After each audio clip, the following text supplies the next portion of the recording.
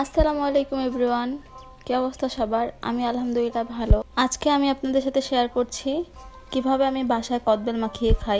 কদবেল আমার খুবই পছন্দের একটা ফল। আপনারা কারা কারা কদবেল মাখা খেতে পছন্দ করেন আমাকে কমেন্টে অবশ্যই জানাবেন। আর আমি কিভাবে কদবেল মাখিয়ে খাই সেটা আপনাদের সাথে শেয়ার করছি। আমি প্রথমে কদবেলটা ফাটিয়ে এখান থেকে সবটুকু বের করে নিলাম। খুব ভালো মতোই বের করে নিতে হবে, কারণ বর্তমানে কদবেলের যে দাম, এই এতটুকু একটা কদবেল আমি কালকে 40 টাকা দিয়ে কিনে এনেছি। তারপরে আবার লালমনিরহাটে কদবেল কালকে পাওয়াই যাচ্ছিল না, অনেক খোঁজাখুঁজির পর একটা দোকান থেকে পেয়েছি। তো একটাই নিয়ে এসেছি আমি, যেহেতু আমার খাওয়ার জন্য খুবই ক্রেভিংস হচ্ছিল। তবে যেহেতু মাখিয়ে খেলে আর একটু বেশি মজা লাগবে, তাই আমি এটাকে মাখিয়ে নিব। তো কদবেলটা মাখানোর জন্য আমি মরিচ আর ধনিয়া পাতা প্রথমে একটু কুচি কুচি করে হাত দিয়েই কেটে নিচ্ছি।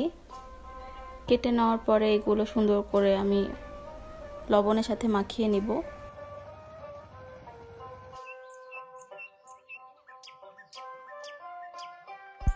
মরিচ আর ধনিয়া পাতা মাখানো হয়ে গেলে এরপর কদবেলের সাথে এগুলো মিশিয়ে দিব।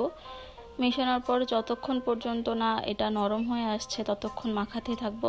আমার মনে হয় যে কোনো ভর্তা বা যে কোনো ফল মাখা যতক্ষণ পর্যন্ত ভালো মতো মাখাবো ততই ভালো টেস্ট আসবে এটার। তো আমি খুব সুন্দর করে এটাকে মাখিয়ে নিচ্ছি। আমি এখানে সরিষার তেল ইউজ করতে চেয়েছিলাম, কিন্তু দুর্ভাগ্যবশত আমাদের বাসার সরিষার তেল শেষ হয়ে গিয়েছে। তো কি আর করার, যা আছে তা দিয়ে কাজ চালিয়ে নিচ্ছি আমি। আপনারা চাইলে এখানে সরিষার তেল অ্যাড করতে পারেন, এবং এর পাশাপাশি আপনারা চাইলে কাঁচা মরিচ বাদ দিয়ে শুকনা মরিচ পুড়েও আপনারা এই কদবেলটা মাখিয়ে খেতে পারেন। পোড়া শুকনা মরিচ খেলে আমার একটু অসুবিধা হয়, তাই আমি এটাকে স্কিপ করছি। আজকের ভিডিও এ পর্যন্তই। আপনাদের কাছে ভালো লাগলে অবশ্যই আমাকে জানাবেন। সবাই ভালো থাকবেন, সুস্থ থাকবেন। আল্লাহ হাফেজ।